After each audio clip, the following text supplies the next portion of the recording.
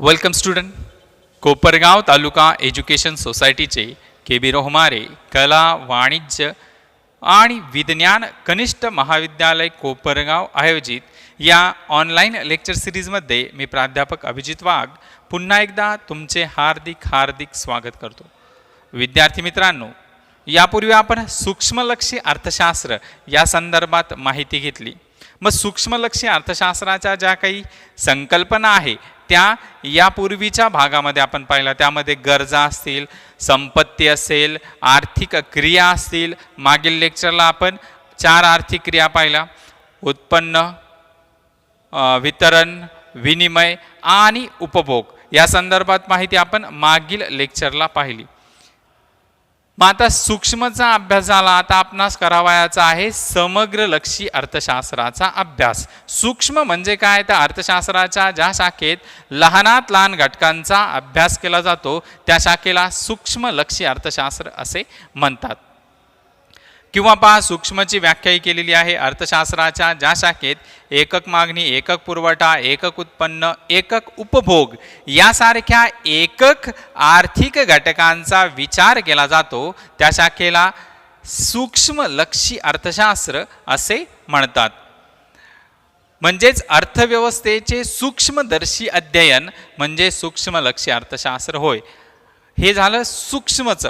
मी तुम्हाला याआधी उदाहरण दिलं. पहा, जर तुम्ही एक पूर्ण जंगल आहे किंवा बाग आहे, त्या बागेतील एका झाडाचा अभ्यास करायचा झाला तर तो येतो तुमचा सूक्ष्मलक्षी अर्थशास्त्राचा अभ्यास विषय. आणि संपूर्ण जंगलाचा किंवा संपूर्ण बागेचा जर तुम्हाला अभ्यास करायचा असेल तर तो येतो तुमचा समग्रलक्षी अर्थशास्त्राचा अभ्यास विषय. मग आता समग्रलक्षी अर्थशास्त्र म्हणजे काय? तर अर्थशास्त्राच्या ज्या शाखेत एकूण आर्थिक घटकांचा किंवा समग्र आर्थिक घटकांचा अभ्यास केला जातो त्या शाखेला समग्रलक्षी अर्थशास्त्र असे म्हणतात. पुन्हा एकदा रिपीट करतो. पहा, अर्थशास्त्राच्या ज्या शाखेत एकूण आर्थिक घटकांचा किंवा समग्र आर्थिक घटकांचा अभ्यास केला जातो त्या शाखेला समग्रलक्षी अर्थशास्त्र असे म्हणतात. त्यानंतर पहा, अर्थशास्त्राची समग्रलक्षी अर्थशास्त्राची आणखी एक व्याख्या दिलेली आहे. अर्थशास्त्राच्या ज्या शाखेत एकूण मागणी, एकूण पुरवठा, एकूण उपभोग, एकूण गुंतवणूक, एकूण बचत यासारख्या एकूण आर्थिक घटकांचा अभ्यास केला जातो त्या शाखेला समग्रलक्षी अर्थशास्त्र असे म्हणतात. आता फरक काय आहे पहा. सूक्ष्ममध्ये तुम्ही करतात एकक मागणीचा, समग्रमध्ये एकूण मागणीचा. सूक्ष्ममध्ये तुम्ही करतात एकक पुरवठ्याचा, समग्रमध्ये तुम्ही अभ्यास करतात एकूण पुरवठ्याचा, ॲग्रिगेट सप्लाय. इकडे डिमांड सप्लाय, इकडे ॲग्रिगेट डिमांड, ॲग्रिगेट सप्लाय यासारख्या एकूण घटकांचा अभ्यास करणार आहात. सूक्ष्ममध्ये करतात तुम्ही वैयक्तिक उत्पन्नाचा आणि समग्रलक्षीमध्ये तुम्ही अभ्यास करतात राष्ट्रीय उत्पन्नाचा. म्हणजेच सूक्ष्ममध्ये एका घटकाचा विचार केला जातो तर समग्रमध्ये समुच्चयाचा विचार केला जातो. म्हणजेच अनेक घटकांचा अभ्यास समग्रलक्षी अर्थशास्त्रामध्ये केला जातो. मग आता समग्रलक्षी अर्थशास्त्रालाच स्थूल अर्थशास्त्र, एकूणाचे अर्थशास्त्र असे देखील म्हटलं जातं. मग आता त्याच्यामध्ये सर्वात पहिलं पहा, स्थूल अर्थशास्त्राच्या ज्या काही संकल्पना आहे त्यामध्ये सर्वात पहिली संकल्पना आहे नॅशनल इन्कम. त्याला तुम्ही म्हणतात राष्ट्रीय उत्पन्न. यापूर्वी तुम्हाला डेफिनेशन सांगितले. पहा, एका आर्थिक वर्षाच्या कालावधीमध्ये देशातील लोकांनी उत्पादित केलेल्या वस्तू आणि सेवा यांची पुनर्गणना न करता पैशामध्ये व्यक्त केलेले मूल्य म्हणजे राष्ट्रीय उत्पन्न होय. मी व्याख्या पुन्हा एकदा रिपीट करतोय, काळजीपूर्वक ऐका. पहा, एका आर्थिक वर्षाच्या कालावधीत देशातील लोकांनी उत्पादित केलेल्या वस्तू आणि सेवा यांची पुनर्गणना न करता पैशामध्ये व्यक्त केलेले मूल्य म्हणजे राष्ट्रीय उत्पन्न होय. देशातल्या सर्व व्यक्तींनी ज्या काही वस्तू आणि सेवा तयार केलेल्या आहेत त्या फक्त एकदाच मोजायच्या आणि त्यांचं एका पर्टिक्युलर इयर, विदिन अ फायनान्शियल इयर असं देखील त्याला म्हटलं. तर एका आर्थिक वर्षामध्ये देशातील लोकांनी, मग संपूर्ण लोकांचा विचार केला जातो. पहा 2011ची जी जनगणना होती, 2011च्या जनगणनेनुसार भारताची लोकसंख्या 121.02 कोटी होती. आज 2019-2020 पर्यंत जर आपण विचार केला तर साधारणपणे भारताची लोकसंख्या 135 कोटीच्या आसपास पोहोचलेली आहे. ज्यावेळेस पुढची जनगणना होईल 2021ला, कदाचित भारत 125 कोटी लोकसंख्येचा 150 कोटी लोकसंख्येचा देश असेल. मग अशा देशातल्या सर्व लोकांनी ज्या काही वस्तू आणि सेवा निर्माण केलेल्या आहे त्यांची पुन्हा मोजणी न करता किंवा पुनर्गणना न करता पैशात व्यक्त केलेलं मूल्य, त्यालाच तुम्ही काय म्हणणार, राष्ट्रीय उत्पन्न. पुन्हा एकदा तुम्हाला राष्ट्रीय उत्पन्नाची व्याख्या सांगतोय. एका आर्थिक वर्षाच्या कालावधीत देशातील लोकांनी उत्पादित केलेल्या वस्तू आणि सेवा यांची पुनर्गणना न करता पैशात व्यक्त केलेले मूल्य म्हणजे राष्ट्रीय उत्पन्न होय. त्यानंतर आणखी एक व्याख्या सांगितली पहा. एका आर्थिक वर्षात अर्थव्यवस्थेत उत्पादित झालेल्या अंतिम वस्तू व सेवांची बाजार भावानुसार केलेली गणना म्हणजे राष्ट्रीय उत्पन्न. मार्केट प्राइस, बाजार मूल्य, ज्या वस्तू आणि सेवा आहेत त्यांना काय बाजार मूल्य दिलेलं आहे आणि त्या बाजार मूल्यानुसार राष्ट्रीय उत्पन्न काउंट केलं जातं. पहा, राष्ट्रीय उत्पन्न मोजण्याच्या बऱ्याच संकल्पना आहे. त्यामध्ये फॅक्टर प्रोडक्शन आणि मार्केट प्राइस तुम्ही घटक मूल्यांच्या सहाय्याने मोजू शकतात आणि बाजार किमतीच्याही सहाय्याने मोजू शकतात. तो भाग आपणास राष्ट्रीय उत्पन्नाच्या चक्राकार प्रवाह वगैरे त्यामध्ये आपणास पाहावयाचा आहे. त्यानंतर पहा आणखी एक राष्ट्रीय उत्पन्नाची संकल्पना सांगितली पहा. राष्ट्रीय उत्पन्न म्हणजे एका विशिष्ट कालखंडात उत्पादित करण्यात आलेल्या वस्तू व सेवांची पुनर्गणना टाळून केलेले मापन, त्यालाच तुम्ही म्हणतात राष्ट्रीय उत्पन्न. तर हे झालं उत्पन्न. पहिली संकल्पना आपण पाहिली राष्ट्रीय उत्पन्नाची. सूक्ष्ममध्ये पाहिली होती तुम्ही वैयक्तिक उत्पन्न, इकडे पाहताय तुम्ही राष्ट्रीय उत्पन्न. मग याच आशयाचं पुढं तुम्हाला नॅशनल इन्कम नावाचं एक टॉपिक आहे. त्यामध्ये तुम्हाला सविस्तर प्रमाणावर राष्ट्रीय उत्पन्न कसं मोजलं जातं, राष्ट्रीय उत्पन्न मापनाच्या अडचणी काय काय आहे, त्यानंतर राष्ट्रीय उत्पन्नाचे चक्रकार प्रवाह, मग त्यामध्ये 2 क्षेत्रीय असेल, 3 क्षेत्रीय असेल आणि 4 क्षेत्रीय असेल, या सर्वांसंबंधी सविस्तर प्रमाणावर माहिती पुढील लेक्चरला पुढं आपण पाहणार आहोत. तत्पूर्वी पहा आता समग्र लक्ष अर्थशास्त्राची दुसरी संकल्पना. पहिली आली राष्ट्रीय उत्पन्न, आता दुसरी आली बचत, एकूण बचत. मग आता बचत म्हणजे काय? सिंपल शब्दप्रयोग तुम्ही प्रत्येक विद्यार्थ्याने ऐकलेला असेल. बचत म्हणजे काय तर उत्पन्नाचा असा भाग जो उपभोगावर खर्च केला जात नाही. म्हणजे चालू उपभोगातून चालू उपभोगावर खर्च न करता राखून ठेवलेलं उत्पन्न, त्याला तुम्ही म्हणतात बचत. एक सिंपल कन्सेप्ट सांगितली होती पहा तुम्हाला मी, S = Y - C. म्हणजेच काय, सेव्हिंग = इन्कम मायनस कन्झम्पशन. म्हणजेच पहा, तुमच्या उत्पन्नातून उपभोग वजा जाता जी रक्कम शिल्लक राहते तिला तुम्ही म्हणतात बचत. आणि या बचतीच्या संदर्भात आपण पुढे जो जॉन मेनॉर्ड केन्स, ज्याने general theory of employment, interest rate and money, त्यालाच तुम्ही म्हणतात रोजगार, व्याजदर व पैसा विषयक सामान्य सिद्धांत. 1936 मध्ये जॉन मेनॉर्ड केन्स यांनी रोजगार, व्याजदर व पैसा विषयक सामान्य सिद्धांत मांडला आणि त्यामध्येच त्यांनी या संकल्पना सविस्तर प्रमाणावर सांगितलेल्या आहे की प्रत्येक संकल्पना कशा प्रकारे आर्थिक घटकांशी निगडीत आहे. त्यानंतर हे झालं बचत. आता बचतीनंतर पुढची कन्सेप्ट येते इन्व्हेस्टमेंट, गुंतवणूक.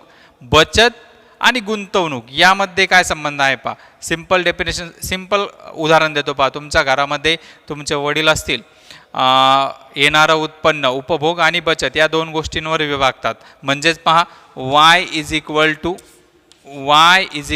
C + S. तुमच्या वडिलांच्या उत्पन्नाचं डिवायडेशन उपभोग आणि बचत या 2 गोष्टींवर असतं. फॉर एक्झाम्पल 25,000 रुपये जर उत्पन्न असेल, 25,000 रुपये उत्पन्नामध्ये 20,000 रुपये उत्पन्न जर तुमचं उपभोगावर खर्च होत असेल आणि उरलेली 5,000 ही काय राहत असेल, तुमची बचत राहत असेल. म्हणजेच तुमच्या उत्पन्नाचं डिवायडेशन उपभोग आणि बचत या दोन गोष्टींवर केलेलं आहे. मग बचत केलेला पैसा तुमचे वडील तसाच ठेवतात का घरामध्ये? नाही.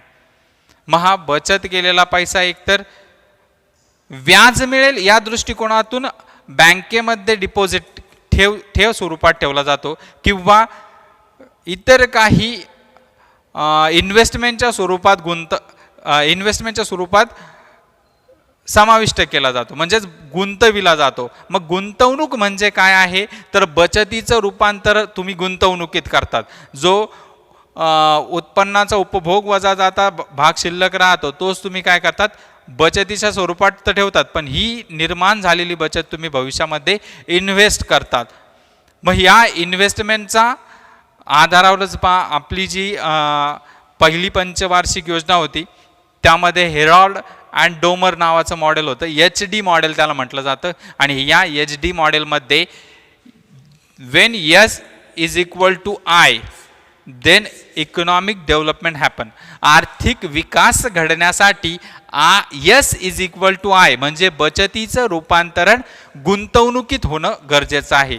पहा, बचत जर तशीच शिल्लक राहिली तर त्याचा फायदा होत नाही.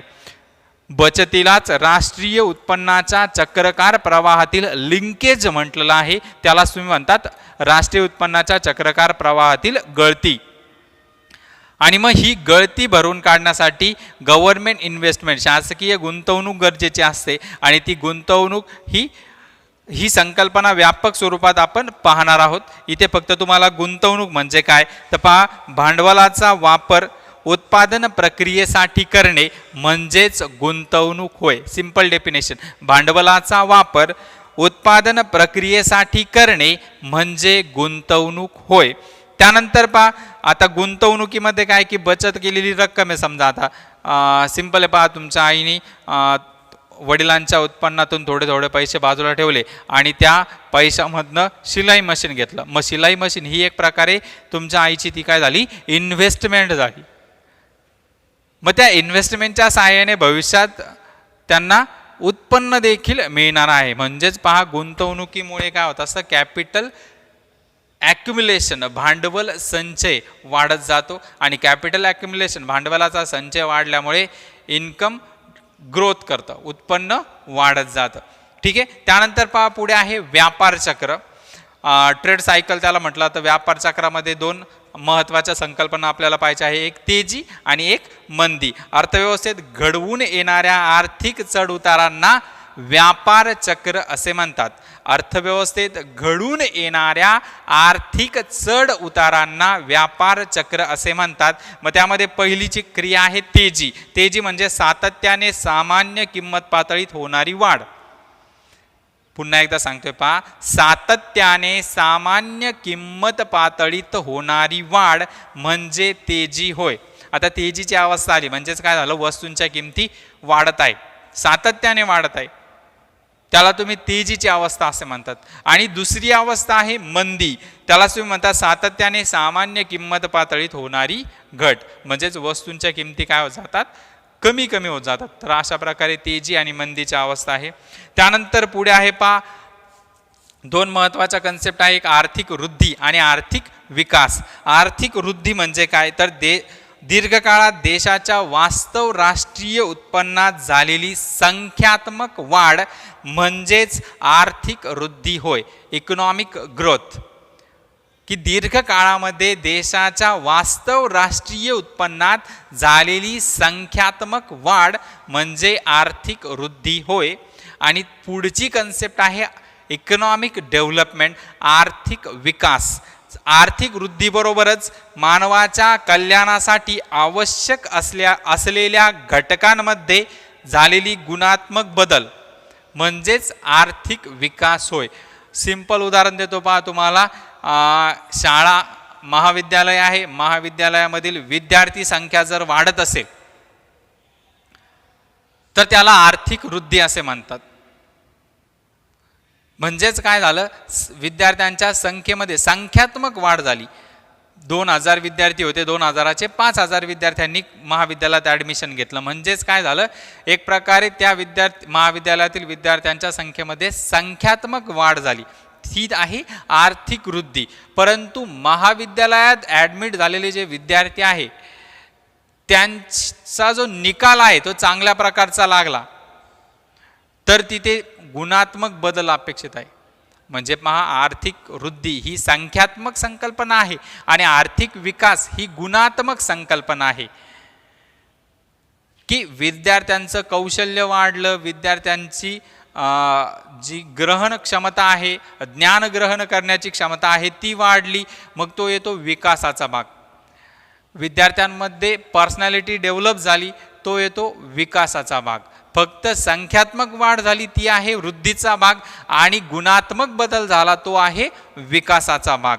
म्हणजेच लक्षात ठेवा, दीर्घकाळात देशाच्या वास्तव राष्ट्रीय उत्पन्नात झालेली संख्यात्मक वाढ म्हणजे आर्थिक वृद्धी होय. आणि आर्थिक वृद्धीबरोबरच मानवाच्या कल्याणासाठी आवश्यक असलेल्या घटकांमध्ये झालेली गुणात्मक बदल किंवा गुणात्मक वाढ, त्याला गुणात्मक बदल असेच म्हणतात, की स्किल डेव्हलप होत असतं आर्थिक विकासामध्ये. मग आता वृद्धी आणि विकास या संकल्पनांसंदर्भात फरक दिलेला आहे पहा. दीर्घकाळात देशाच्या वास्तव राष्ट्रीय उत्पन्नात झालेली संख्यात्मक वाढ ही आहे डेफिनेशन वृद्धीची. आणि आर्थिक वृद्धीबरोबरच मानवाच्या कल्याणासाठी आवश्यक असणाऱ्या घटकांमध्ये गुणात्मक बदल ही आहे आर्थिक विकासाची डेफिनेशन. आता आर्थिक वृद्धी ही एक प्रकारे संकुचित संकल्पना आहे. फक्त संख्यात्मक बदल इथे विचारात घेतला जातो. लोकसंख्या वाढली देशाची, हा आहे वृद्धीचा भाग.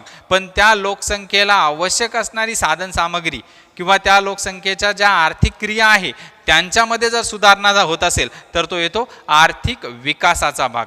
विकास गुणात्मक संकल्पना, वृद्धी संख्यात्मक संकल्पना. त्यानंतर पहा, आर्थिक वृद्धी विकासाशिवाय शक्य आहे, पण आर्थिक विकास हा आर्थिक वृद्धीशिवाय शक्य नाही. महाविद्यालयाची संख्या वाढली, का वाढणारे? कारण की आर्थिक तिथे त्या विद्यार्थ्यांमध्ये गुणात्मक बदल होत असेल, म्हणजेच त्यांचा विकास होत असेल तरच आर्थिक वृद्धी तिथेही घडून येते.